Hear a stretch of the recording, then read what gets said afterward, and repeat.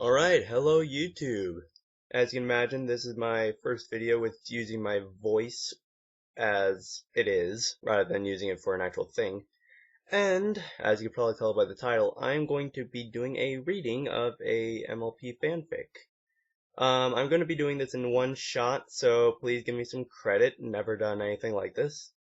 So, here we go. The Age of Wings and Steel, Part 1, Journey to the North. What do you think's wrong with his wings? Rice shuffled his cloud-gray hooves, standing tall in the dawn light. The pale sun shone down on the training field, casting dim shadows between the poles and structures, and blazoned everywhere with the symbol of the Celestial Army, a circular sun with 8 rays extending from the edges, crossed by a wing and a spear. The sight was solemn and foreboding, but Rye wasn't nervous. He was hungry for it. It had taken him 3 years to get here, and now he was closer than he had ever dreamed possible. He stood in a crowd of restless young ponies, stallions and mares of every description, all barely on the cusp of adulthood. They were all here for the same reason. Today was the final, physical portion of the examination. The trainees were all eagerly talking with each other, joking and laughing about the exams. For them, the hardest part of the test was over. The physicals would be like a cool-down after the excruciating writtens. Rye would rather take the written exams again. He gritted his teeth in anticipation. He didn't have to pass first, mind, just the upper half. I don't know, but look at that. He's got a horn, too. What kind of a freak has wings and a horn? Rye tried to ignore the whispers of the other trainees, like he had for weeks. In a few minutes, he'd be standing on the other side of that field with a brand new golden tassel, signifying his new rank and his entry into the service. Who'd be laughing then? Not that idiot Fritz. And speaking of the devil, the bright blue earth pony sauntered up to Rye's side, surrounded by his pair of inseparable hench ponies. So, freak, why aren't you trying to get into the fire wings? He snorted, his despicably perfect golden mane wafting in the breeze. You got wings and magic. Why join the army with grunts like us? Stuff it, Fritz. Rye stared straight ahead, purposely ignoring the blue earth pony. I know why, Fritz continued, answering his own rhetorical question. It's because the fire wings don't want a freak to join them. His hulking cronies, yes, they definitely qualified as hulking, Rye thought, laughed on cue. Wonder if you'll still be this smug after the test, Fritz, Rye snapped. Fritz just laughed some more. Ha! You actually think you're going to make the cut? What, you gonna cast a confusion spell on the instructor? Blue Earth Pony turned away, still laughing with his friends. Rye gritted his teeth. If he could cast spells, Fritz would be walking around with an extra tail or two. Calm down, he told himself. Don't let him rile you. After all, you'd better get used to it if you want to serve. He'd be dealing with hundreds of Fritzes in his military career, and for the rest of his life. He needed to learn how to handle them without alienating his fellow ponies even more. He looked over to the north side of the field, where the families of the recruits were sitting. He squinted to the sun, trying to pick out a vibrant blue Pegasus and a sandy brown unicorn. There, in the third row. His mother's wings fluttered like they always did when she was anxious. She waved a hoof to him, drawing a smile. Rye couldn't wave back until the test was over, but it felt good to know he had some supporters out there today. I'll make you proud yet, Mother. Recruits! The harsh voice broke his train of thought. He snapped to attention, looking at the drill instructor. The gruff, olive-green pony snorted and stamped his hoof. His thick mustache bounced as he talked. Today we will be administering the final test for introduction into Her Majesty's Armed Forces. This is the finest honor any one of you fowls could ever dream of. Rye groaned internally, but kept his face straight. Hopefully this wouldn't turn into yet another speech. The instructor continued. You've all passed the written exams. At this, a sigh of relief passed through the recruits. And proven yourself to be the best and smartest candidate the lot has to offer. But that's not enough. Brains alone do not make a soldier in the equestrian army. We only take the fastest, the strongest, and the hardiest of ponies. The instructor took a deep breath, but thankfully restrained himself, with effort, from further patriotic outbursts and continued. The test is simple. The obstacle course behind me is comprised of a variety of physical challenges designed to test your military fitness. You'll run the course 2 at a time. At the end of the course is a bell. Pull the bell to finish the test. This isn't a race. You've been split into pairs to pace each other, not win. But you will be timed, so speed is important. We'll only be taking the top 50% of trainees. Failure to ring the bell at all will result in your immediate elimination from the program. The instructor eyed the scant number of unicorns in the crowd, taking an extra second to glare at Rai. I remind you all that magic is not permitted during the exam, nor is flight. The few Pegasi in the crowd moaned. Well, that won't be a problem, Rai thought dryly, shuffling his hooves. The instructor took his hoof in his mouth and whistled. Begin! First pair! Go! The recruits formed themselves into two lines. To Rai's dismay, he found himself shouldered with Fritz. The blue pony leaned sideways and whispered, It's not too late to back out, you know. Save yourself the embarrassment of losing. Rai growled. If he were his mother, he'd have punched the idiot already. Instead, he said, I'll see you at the finish line, Fritz. The other pony just sniggered. I'll be sure to ring the bell once for you, freak. With that, he thankfully fell silent. The line moved slowly forward as the ponies ahead crossed the course. The blue bell rang every few minutes as recruits passed the test, and gathered at the end of the field to worry about their times. Rai ran over the coming obstacles in his head, savoring his coming triumph. The first part was easy, a set of rolling logs inside a trench filled with mud. He's always had good balance. He wasn't expecting any problems there. Then the recruits had to jump a series of hurdles. That he wasn't looking forward to.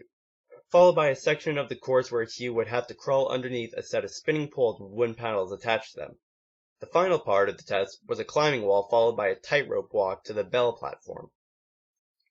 He saw this vision so clearly in his mind's eye that he heard the bells ring clear ring of victory, watching Fritz's face fall in defeat.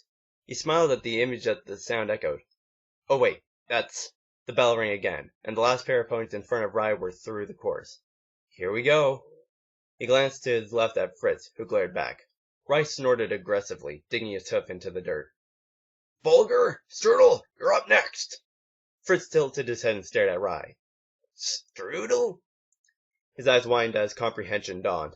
So that's who you are. His lips drew back into a characteristic sneer.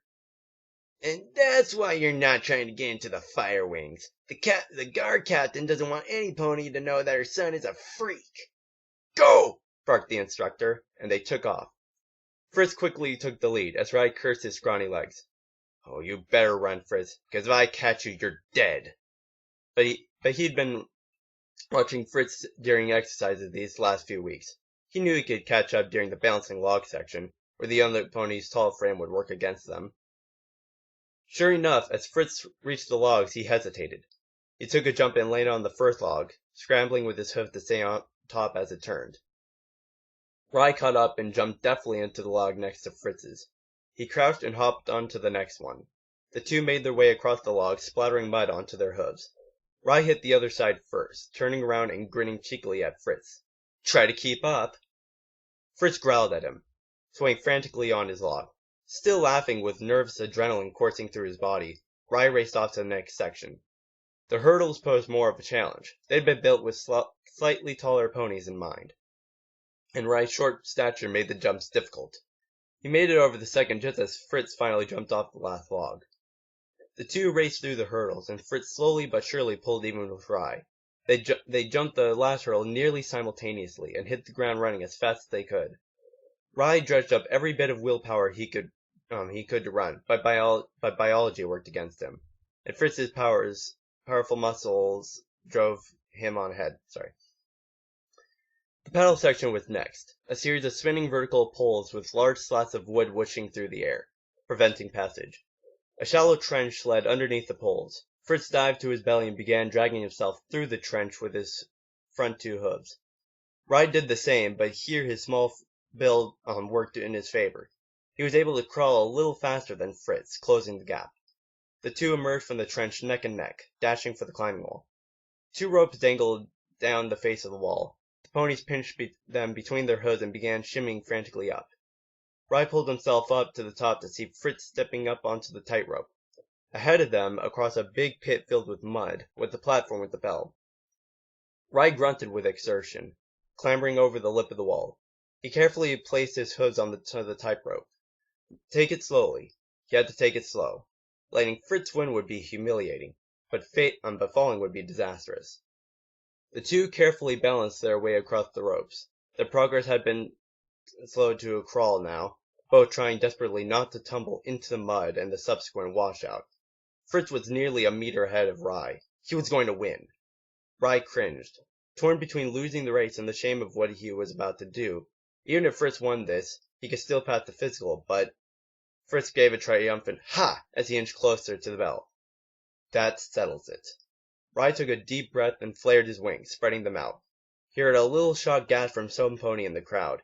His wings were small, unnaturally small. They were barely half the size of a normal Pegasus' wings. The ragged feathers fluttered lifelessly in the chill breeze. They might be useless for flight, but at least he could use them for balance. With his skimpy wings helping raise his center of gravity, walking the rope became trivial. Rye triumphantly began to cross the gap, grinning as Fritz as he passed. The bell was only a meter away. Freak! Rye's hoof slipped. He flapped his two short wings frantically, trying to regain his balance. Wobbling, he teetered on the brink of disaster. He gave a small, panicked, "No," and tumbled sideways. The world seemed to move in slow motion. He saw the ground rushing up to meet him. He had a full 3 seconds to savor the fullness of his mistake before he splashed to the ground in a fountain of mud. He lay there, his light gray coat and bushy brown hair covered in filth. Above him, he heard the bell's clean peal. The creeping cold of the muck and the humiliation clung to him. Damn it, damn it, damn it!